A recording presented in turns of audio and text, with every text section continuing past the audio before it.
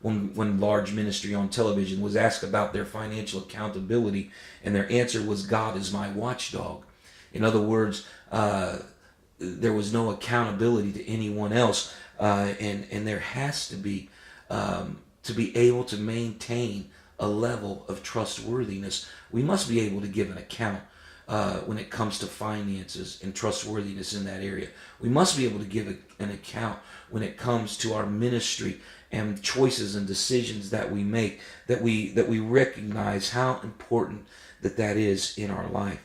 And so ministry is both a privilege and it's a responsibility, and we must guard that responsibility and take it serious, and allow ourselves to be molded and to be led by this idea of a code of ethics. The last thing that I want to say to you is this: is be careful that it doesn't become to you legalism. Legalism is basically when you think that you, through your actions, that you are earning God's love and His grace and His mercy to you.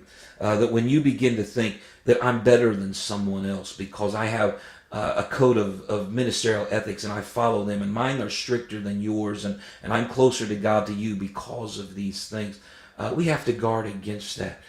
This is not about a legalistic practice. This is about having a heart that's in tune with God. That says, God, I want to be what you want me to be. I want a lifetime of ministry.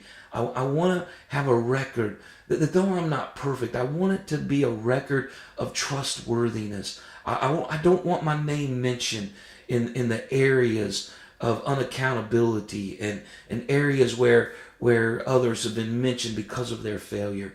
I want to represent you well, God. And so thank God for the opportunity to be called into ministry.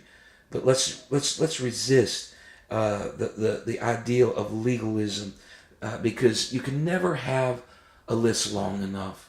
You will never be able to cover every possible circumstance. When you came into Jesus's day, and Jesus says, you have heard it said, and many of the oral traditions and the teachings of man had crept into the things of God.